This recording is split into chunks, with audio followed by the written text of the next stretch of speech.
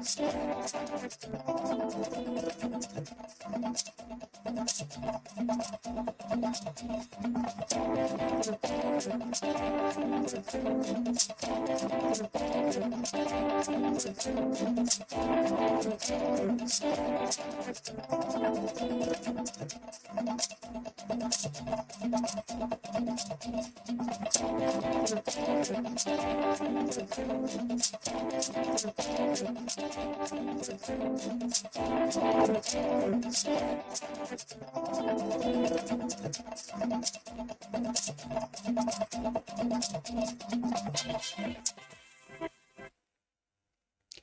afternoon. This is Nationwide on the network service of the NTA. We are live in Abuja. Thanks for joining us. I'm Hawa Salihu Adama. You can follow these news broadcasts live on our website, nta.ng/live, and all our social media platforms displayed on the screen for updates.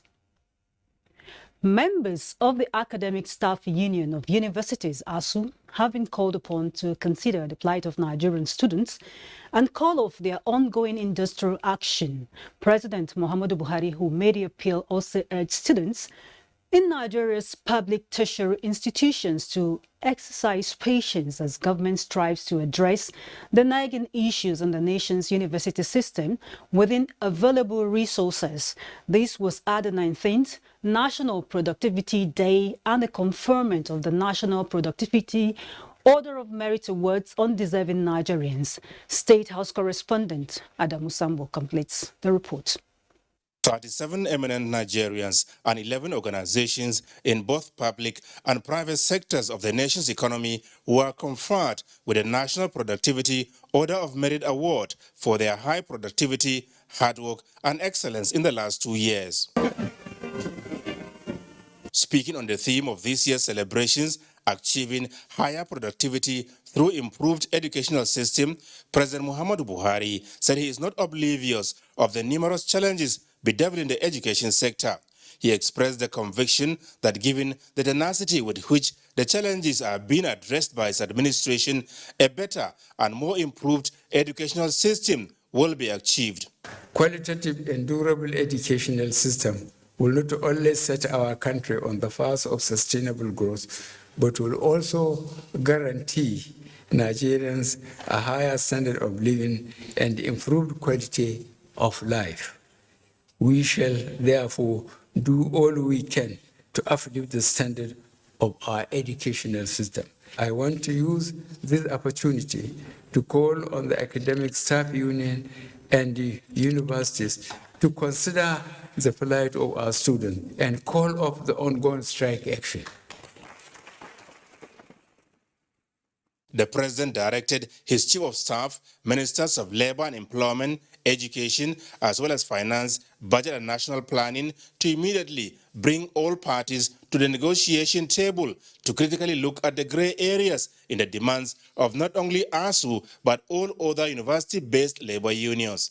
He said if Nigeria is to be transformed into a competitive, strong, vibrant, productive, and sustainable economy, improving the educational system should be accorded the highest priority. Fellow Nigerians, may I, at this juncture, appreciate your unflinching support, patience, and patriotism in the midst of these hard times in our nation.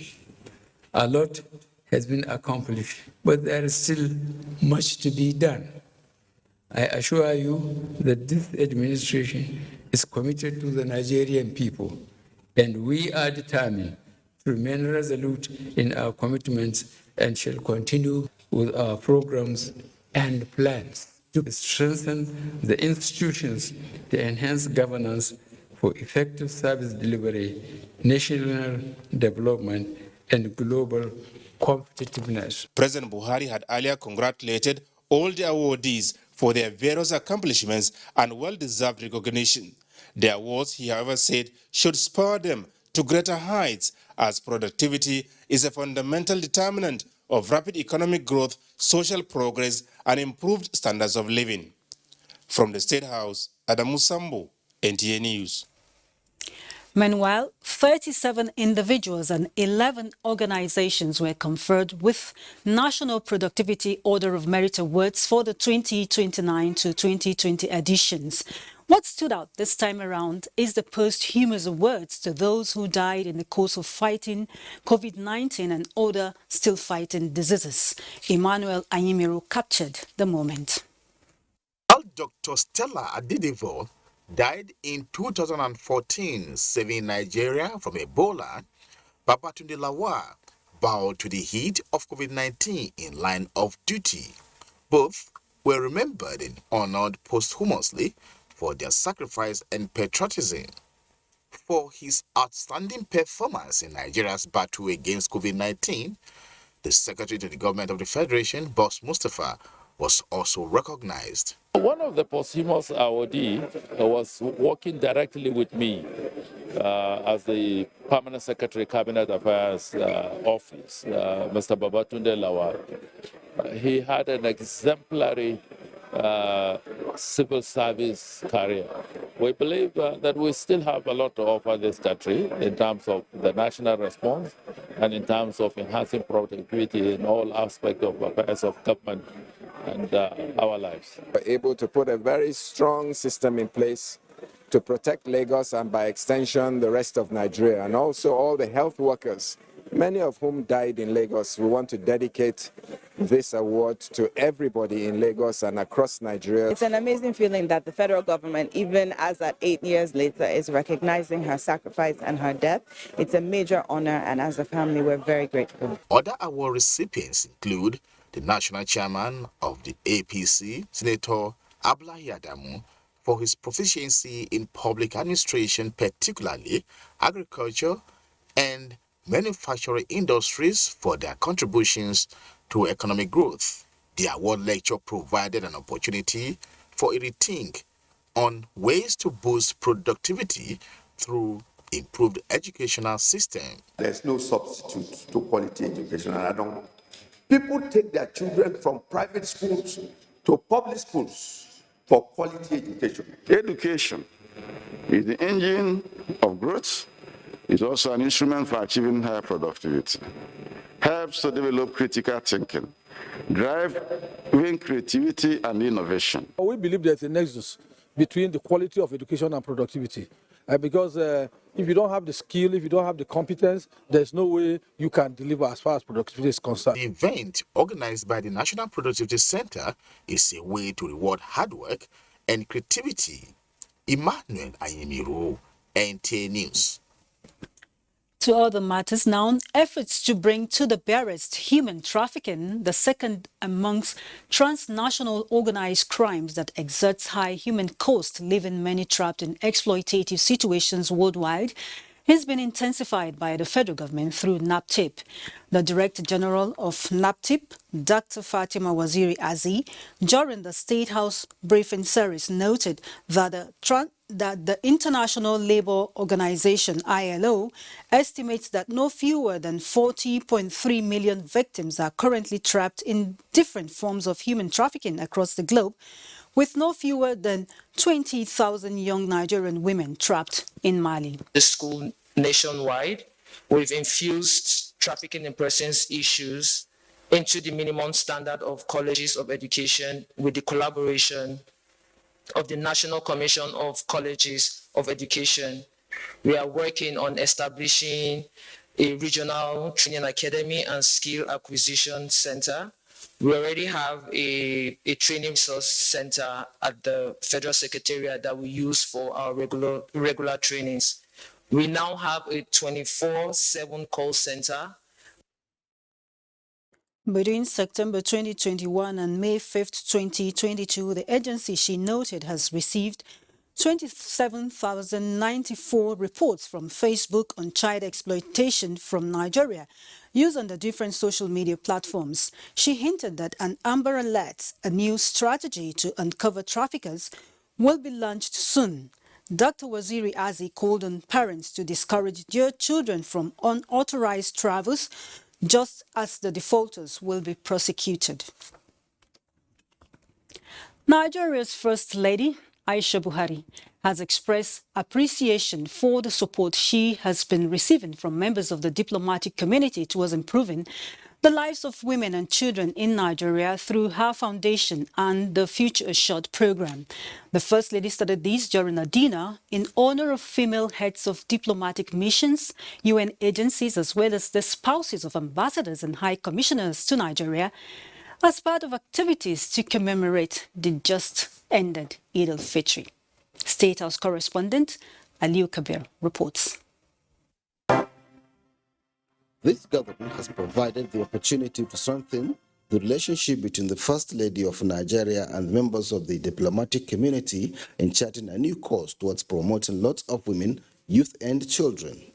The First Lady appreciates the support rendered to her towards bridging the gap in the health, education and economic empowerment, particularly the education of a girl child. As the president of the Africa First Ladies Peace Mission, Mrs. Buhari used the occasion to inform the gathering of their resolve to renew their commitment towards peace building in Africa.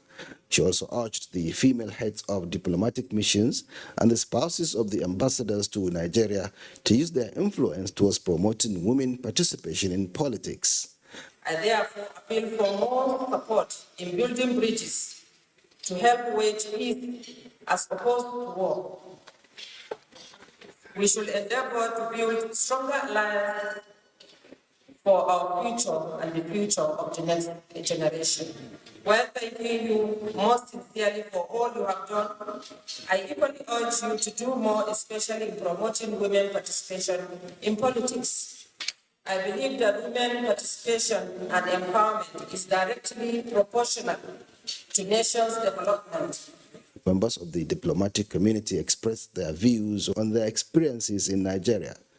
They commended the contribution of the Aisha Buhari Foundation in transforming the lives of women, youth and children, promising to remain key players in the project.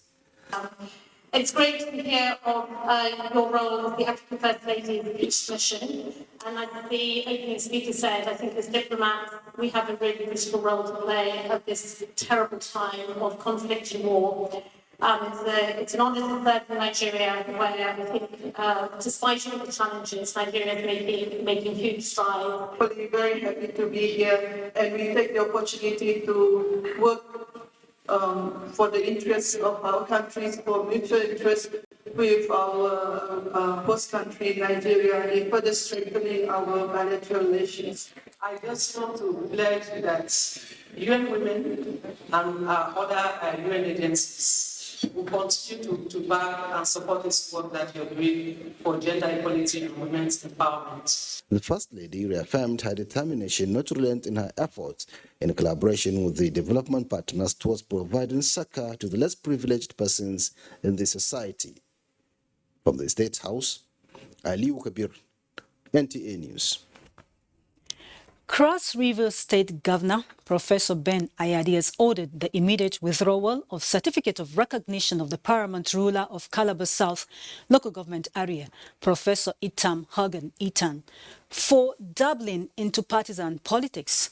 The order conveying the certificate withdrawal is contained in a letter addressed to the embattled Paramount Ruler dated May 11, 2022 and signed by the Special Advisor to the Governor on Chieftaincy Affairs, Mr.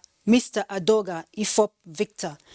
The letter said, with this, the Paramount Ruler ceases to be recognized and cannot operate as such forthwith. Consequently, the government has directed Itam to surrender his certificates of recognition to the Department of Chieftaincy Affairs, Governor's Office, Calabar, immediately. And it's time to join our Lagos Network Center, where Kende is on standby. It's over to you. Hello, Howard. Glad to have you join us in Lagos. Beyond establishing a maritime security framework for securing its exclusive economic zone, Nigeria is suggesting to African countries under the Abuja MOU that at least 15% of foreign vessels calling at ports should be inspected within the individual maritime domain. This, it is believed, is vital to enhancing safety. Marco Lalale reports. Driven by the commitment to eradicate substandard shipping process, While also reducing marine pollution, the Memorandum of Understanding on Port State Control for the West and Central African region, generally referred to as Abuja MOU, was established in 1999. It is one of the 9 MOUs which operates under a cooperative agreement with the International Maritime Organization, IMO, and with 22 member states stretching from Mauritania to South Africa. The goal is to fully harmonize procedures using local laws and international conventions to regulate foreign ships trading within the region.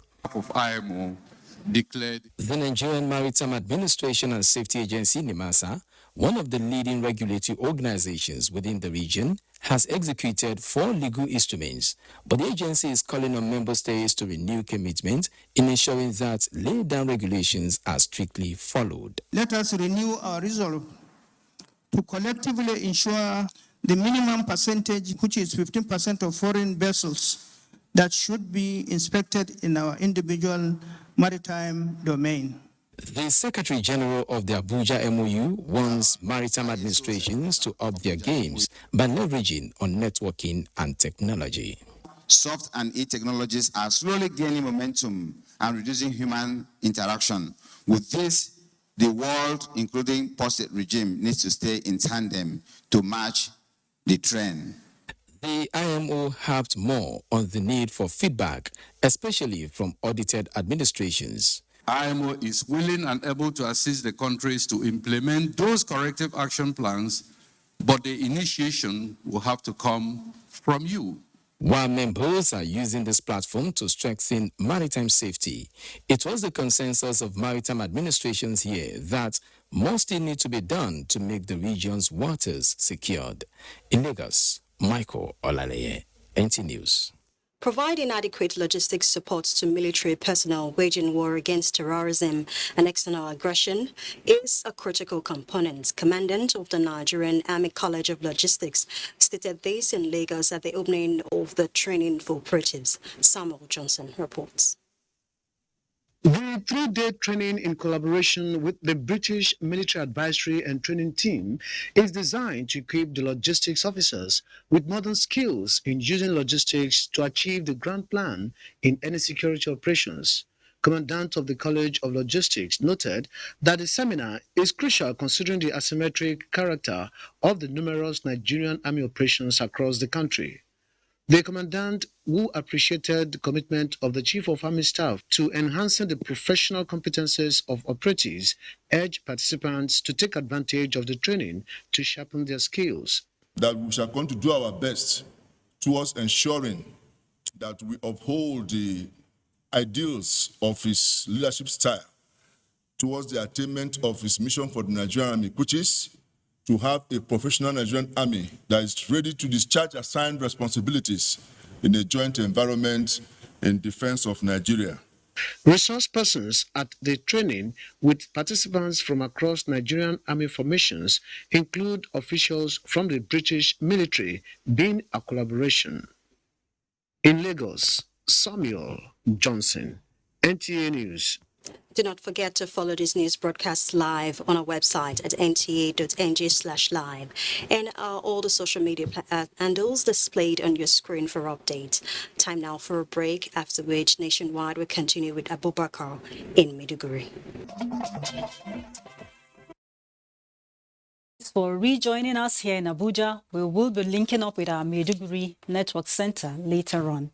For now, the Secretary to the Government of the Federation, Boss Mustafa, in a circular has provided clarity on President Buhari's directive for officers seeking elective positions to resign.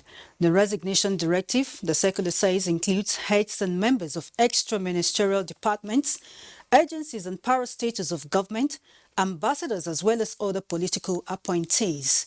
The SGF said President Buhari has observed and noted the expression of interest and intention by these members to contest the upcoming presidential, gubernatorial, national and state assemblies elections, and directs that the affected office holders aspiring to run for various offices in the 2023 general elections should tender their resignation on or before Monday, the 16th of May 2022. The SGF emphasized that for the smooth running of the machinery of government and Nigeria's foreign missions, affected ministers are to hand over to ministers of state where they exist or to the permanent secretary. Where there is no minister of state, ambassadors should hand over to their deputy heads of mission or the most senior foreign service officer in line with established practices. Similarly, heads of extra-ministerial departments, agencies and parastatals are to hand over to the most senior director or officer as may be peculiar to the organization in line with an existing service-wide circular of 4th December 2017. In continuation of his tour of states across the country to solicit support on his presidential aspiration, the national leader of the All Progressives Congress, APC, Ahmed Bola Tinubu, while in Gombe, charged delegates to the National Convention of the party to focus attention on patriotic aspirants who would ensure equitable distribution of the nation's resources. Emmanuel Akila completes the report. Speaking to the delegates in Gombe, Ahmed Bola Tinubu noted that for the All Progressives Congress APC to be victorious in the 2023 general elections, delegates to the National Convention of the party must ensure that a credible candidate flies the party's flag, one who would pay attention to the resources every state is endowed with. You have to develop the skill and the fabrications and many other areas that will help the state grow. Equally, there are so many reforms that will be necessary in the civil service area. They might not be able to do alone. You might need to lend hand from, federal level, because the lighter the weight there, the better for the growth of the country. Accompanied by Governor Muhammad Ino Yahaya and state party officials, the national leader of the APC paid homage to the Emir of Gombe, Abubakar Sheikh Abubakar III, for royal blessings. In Gombe, Emmanuel Akila, NTA News. And still on 2023, the People's Democratic Party has thrown its 2023 presidential election contest open to all zones. This was the major decision taken at the end of the party's 96th National Executive Committee meeting in Abuja. Timothy Yusuf has that. 17 presidential aspirants purchased the expression of interest and nomination forms to contest the 2023 presidential election on the platform of the PDP. 2 failed to pass through the party's screening process, therefore disqualified, and now 15 in the race. The hope of most of them was, however, in the air due to the controversy surrounding whether or not the party would zone its presidential ticket to a particular part of the country. This 96th NEC of the PDP has now cleared the air on PDP zoning, aligning with the recommendations of the Governor Samuel Otom Zoning Committee's report. That the presidential election should now be left open. The party should also work towards consensus of candidates where possible. NEC noted the recommendation of the Zoning Committee that in the interest of justice and fair play, the party should take decisions on zoning timelessly, so as to prevent complications in the process in the future. Earlier, the PDP National Chairman Yocha Ayu, the party's Governors Forum Chairman Aminu Waziri Tambuwal, and other stakeholders restated the party's resolve towards returning to its former winning ways. We will definitely do very well in the forthcoming elections. We are with you all the way to victory and to success. The next major task before the PDP is conduct of its primary elections, with former President of the Senate, David Mark, appointed to chair the National Convention Organizing Committee for the election. The 17-point communique at the end of NEC promised a fair primary election to all aspirants. Timothy Yusuf, NTA News. And the Independent National Electoral Commission, INEC, is working out details on the implementation of the electronic transmission and collation of election results as empowered in Section 60 of the 2022 Electoral Act. To this end, the Commission is getting contributions from media chiefs at a consultative meeting in Abuja. Over now to Mie Ogidi.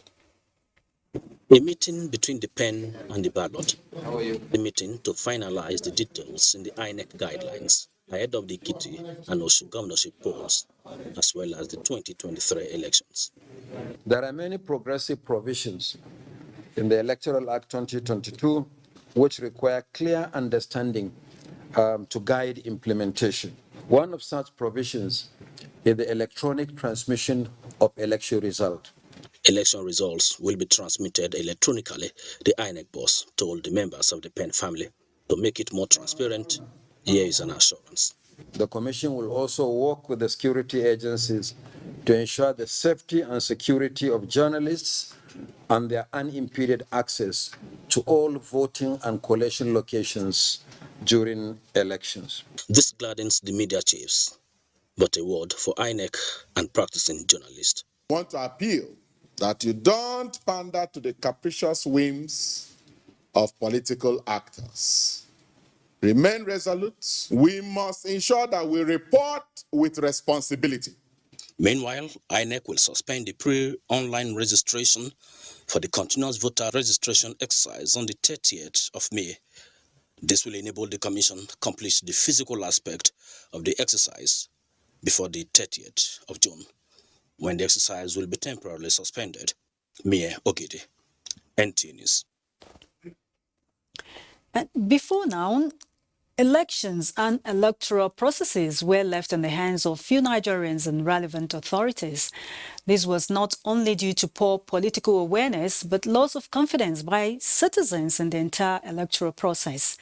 Clement Barikwi reports that things have changed now as Nigerians, especially those resident in Uyo, are conscious more than ever before and are intensifying preparations for the elections. 9 months may be too far, but some Nigerians are not taking any chance to ensure they are not disenfranchised ahead of the 2023 general elections.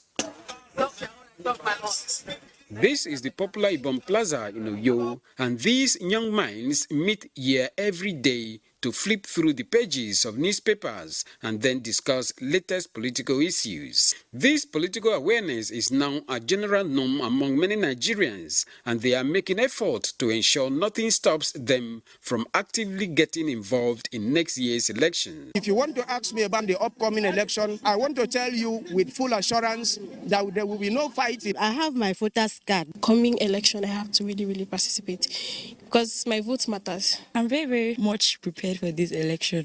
Fair and free election we are looking for. Meanwhile, activities at various INEC registration centers across the state continue as residents troop in to either have a new voter card, revalidate, or do transfers. In Uyo, Clement Barikwi, NTA News. While the stage is set for political parties to conduct their primaries in preparations for the 2023 general elections, concerns over security in parts of the country remain another major contending issue. Kenneth Nani reports that a group known as the Global Youth Skills Acquisition and Poverty Eradication Organization has joined in the call for proactive measures to stem the tide of insecurity to boost public confidence. For the most part, voting during an election requires much more than having a voter's card.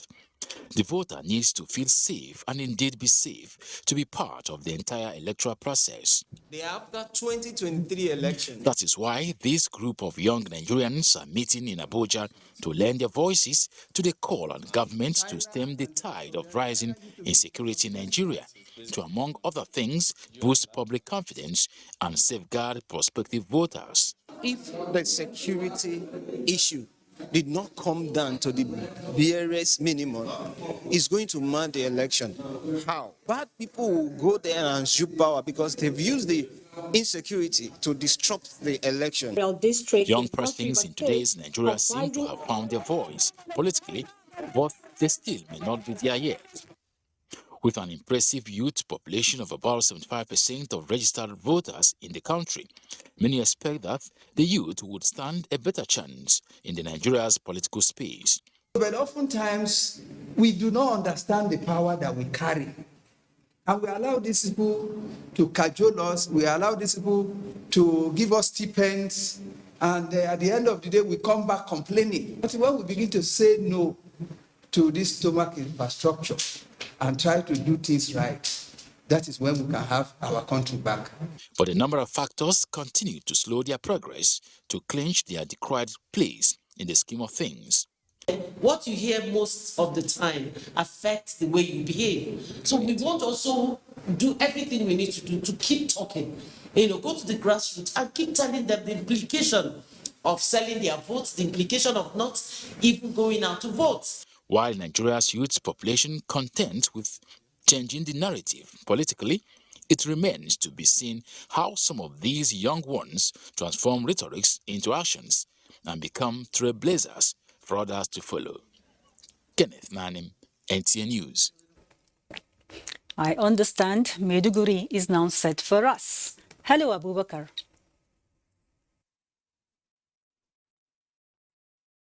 That's true, Hawa. It's always nice to see you. Participants of Senior Executive Course 44 Study Group 7 of the National Institute for Policy and Strategic Studies have been challenged on making comprehensive recommendations that will address the root causes of the Boko Haram insurgency. Borno State Governor Professor Babagana Umar Zulum gave the charge at a one-day workshop on strengthening local governance in Nigeria organized by Borno State government as part of their study tour. Yagum Subukar completes the story.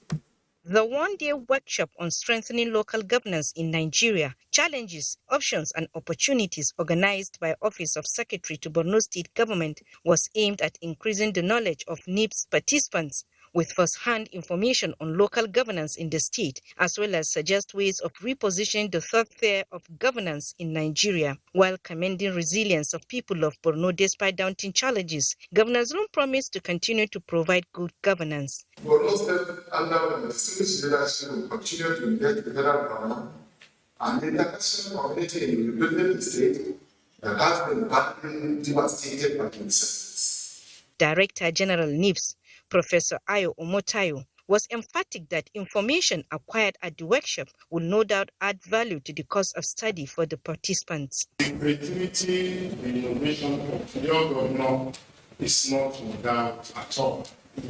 And I'm sure if we were to do a peer review of what the governors have achieved in the last 4 years, Governor Zulum will stand tall.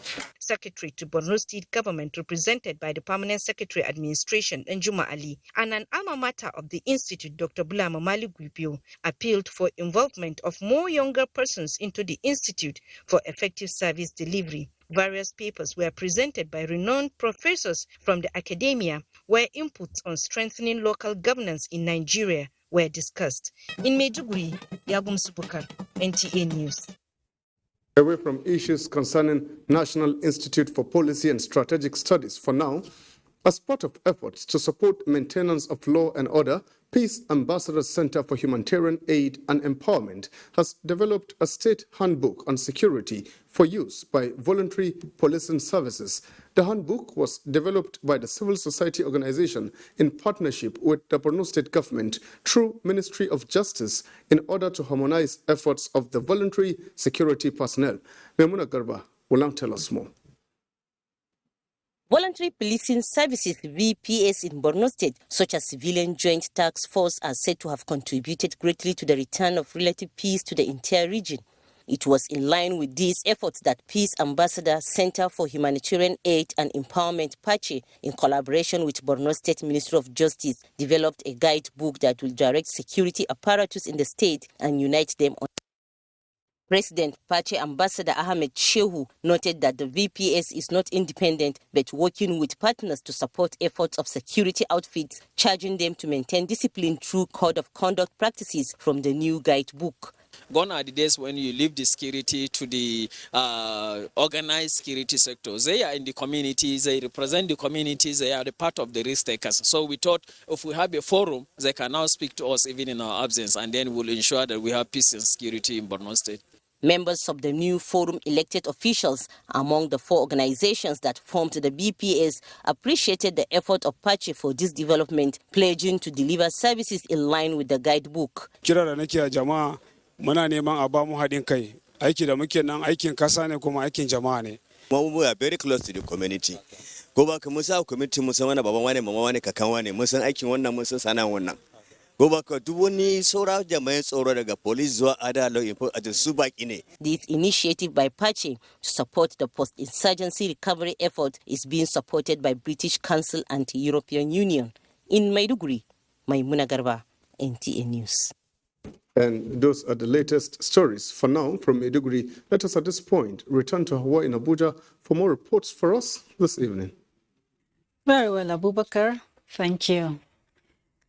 Crisis in the African continent can be reduced if countries adopt negotiation and allow third parties to mediate.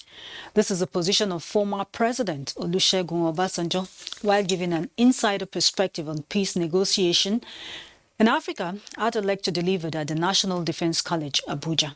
Defense correspondent Ismail Musa has more. The elders are inspired by wisdom and experience, and such words can be used as a template to guide the development of younger generations. The presence of former President Olusegun Obasanjo is expected to give such wisdom and guidance in mediation in West African cities. What is genesis of our security problem? The question of blame game is not the issue. The issue is, look, we have a problem. And let us be honest with ourselves. This is a problem. It won't go away until we make it go away. Apart from kinetic operations, the Commandant, National Defense College enjoined participants to explore different non-kinetic approaches during conflict resolution and mediation. Understand that you can actually mediate and resolve some of these crises through negotiation and mediation. Participants for Higher Defense Management Module 9 were drawn from different agencies, military and paramilitary officers in Nigeria and allied countries. From the National Defense College in Abuja, Ismail Musa, NTA News. Still on security and pace, solutions seem to be in sight towards flattening the curve of insecurity and other forms of disaster, threatening peace and critical assets in the country. This follows the official launch of the Nigeria Security and Public Safety Alert System by the Ministry of Interior. Abubakar Akwanga reports. Decades of painstaking findings for innovative solutions in curbing insecurity and other avoidable disasters may just have yielded desired results with the launch of the Nigeria Internal Security and Public Safety Alert System. The application is developed to work on a smartphone and aimed at alerting security and disaster management agents on how to deploy the digital infrastructure in preventing challenges. It is interesting to note that the NIPSAS mobile app system combines audio, visual capabilities and potentials such as voice and geospatial color locators of the incidents for the purpose of authentication against false calls or alerts. There is absolutely no way we can squarely face the challenges of insecurity without building an approach that involves every security agency. These are the industry players, and to them, the full activation of this application to save lives and protect national assets is a task that must be carried out. If there is vigilance, you could detect this, and with this app, you can send your suspicion to relevant agencies that will convert them to intelligence that will lead to apprehension or some mitigation of the danger that such an individual will pose to society or your community. We will partner with the Ministry of Interior to use all our available platforms, the NTA, the FRCA, the News Agency of Nigeria, and the National Retention Agency to ensure that we advertise and we propagate this very important application by the Ministry of Interior, so that every Nigerian will be able to benefit. The operation of this application will be coordinated in a situation room where credible information would be extracted to aid the battle against insecurity and other life-threatening factors. In Abuja, Abubakar Akwanga, NTA News. And it's the turn of Benin. Agatha will guide us. Thank you, Hawa. Welcome to Benin. A herbalist and his gang members who specialize in vandalizing vaults and graveyards have been apprehended by the Edo State Police Command and are currently undergoing interrogation. Goodluck Inaini reports. Majority of the suspects, who are in their early 20s, are alleged to have been involved in various crimes including cultism, armed robbery, impersonation, kidnapping, cyber fraud, and graveyard vandalism. They were arrested at various locations across the state by the tactical team of the State Command. 40-year-old herbalist Oyegoke Olushola is the leader of a 3-man gang alleged to be vandalizing graves in Benin Metropolis. The gang allegedly discretes corpses for ritual purposes. The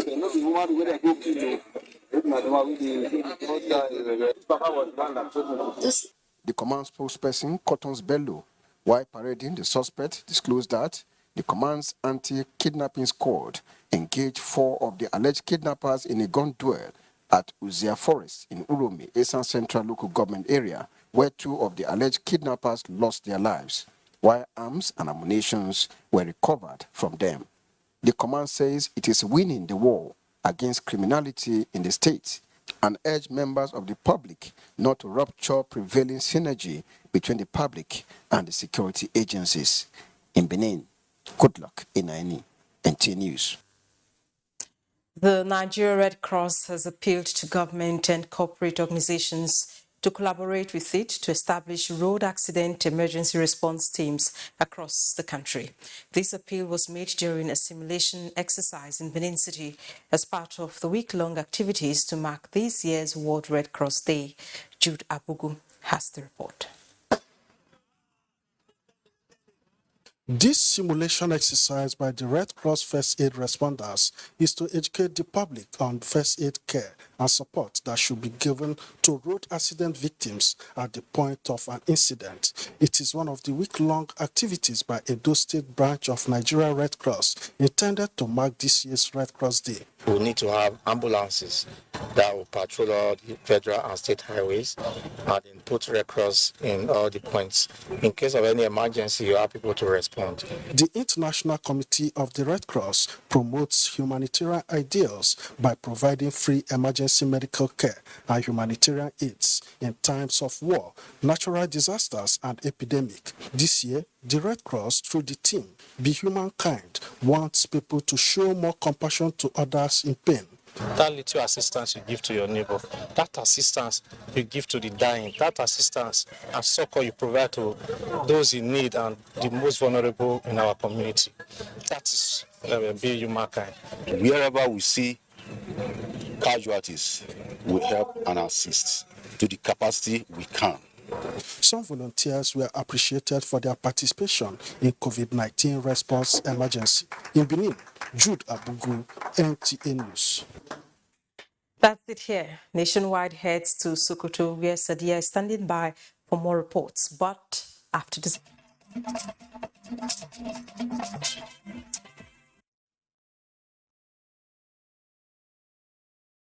And welcome to Sokoto. The federal government, through National Directorate of Employment Sokoto office, has embarked on training of 130 women in different capacities for them to be productive and self-reliant. Sheikh Muhammad Detti reports that the flag off of the exercise was conducted in a brief ceremony in Sokoto. The program is part of the federal government's effort under the present administration geared towards addressing the issue of unemployment in the country. 130 women under small-scale enterprises titled Women Employment Branch will be trained. The 5-day training exercise will provide opportunity for 30 women in making stones, beads, and perfume. 50 women will be engaged in events decoration, while 50 women will be trained in tie and dye. The Director General, National Director of Employment, Malang Abakar Nuhu Piko, represented by the State Coordinator Sokoto Office, challenged the participants to be up and doing, be dedicated to meet the goals. With very little, a woman can start a business that she can sustain herself and even sustain the family. To give women a chance, at least to participate actively in the NDE program. Hadiza Sani Usman, Aisha Abubakar, and Jamila Yahaya are all participants. They express their readiness for the training, saying the program will impact positively on their lives and the society. I can help others and train others. So with this training, I'll be able to get something doing. Stakeholders spoke on the significance of the program, calling on the participants to use the opportunity to uplift themselves. In Sokoto, Shehu Muhammad Dati, NTA News. The Zamfara State Universal Basic Education Board is taking decisive measures towards tackling the cases of sexual abuse and exploitation in schools through effective sensitization of relevant stakeholders about the ugly trend. This came to the fore at a workshop organized for schools guard and guardians and counseling offices from across the state on gender-based violence, sexual abuse and exploitation. Jamil Ibrahim Hassan. Sexual abuse and exploitation in schools is now becoming one of the major concerns of parents and the relevant authorities. The negative trend appears to be rampant even at the basic education level, hence the need for stakeholders to rise up to the challenge. A step-down training on general principles of gender-based violence and sexual exploitation was organized for school guards, guidance and counseling officers in local government areas by the Zamfara State Universal Basic Education Board under the Better Service Education Delivery for All, BESDA. A number of papers were presented at the event, which largely centered on true life experience on cases of sexual abuse, harassment, and exploitation in schools. The presenters also talked on how to effectively handle such cases and the record management, among other things. Participants were particularly encouraged to always keep evidence and records of sexual abuse, as well as to promptly report same to the appropriate authorities for urgent action. The interactive meeting also provided a forum for observation, questions, and answers to further drive home the theme of the workshop. Executive Chairman of the State Universal Basic Education Board, Abubakar Ali Maradun, who noted that the participants were carefully selected with a view to achieving the desired result, charged them to make best use of what they have learned at the workshop. The participants pledged to extend the experience to other stakeholders at the grassroots level in their respective areas. In Gusau, Jamilu Ibrahim, NTA News. And that's it from this end. It's now back to Hawa in Abuja. Thank you, Sadia. Back here in Abuja, the Department of State Services, DSS, has denied media reports that it is calling for tenure elongation for President Muhammadu Buhari.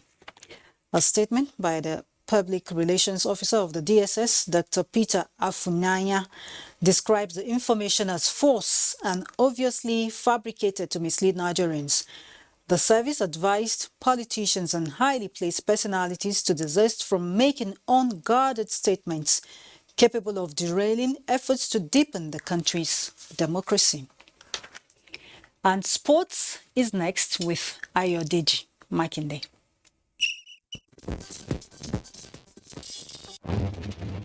A two-day Athletics Federation of Nigeria AFN All-Comers Championship is underway at the main bowl of the Moshood Abiola National Stadium, Abuja. The Abuja version is the third and the last for the year after those of Benin City and Lagos. It's been going on well, and we've discovered a lot of new talents, and that is the beautiful part of it. And then a lot of them, some of them will qualify in the youths, the under 20, which is junior, and then the senior.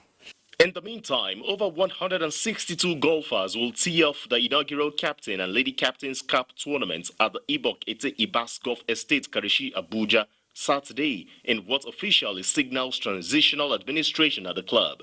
The 18-hole golf course, inaugurated in 2021, is the third installment in military sports infrastructure in the FCT, as Lady Captain Juliet Acholonu assures on discovering young golf talents in Abuja.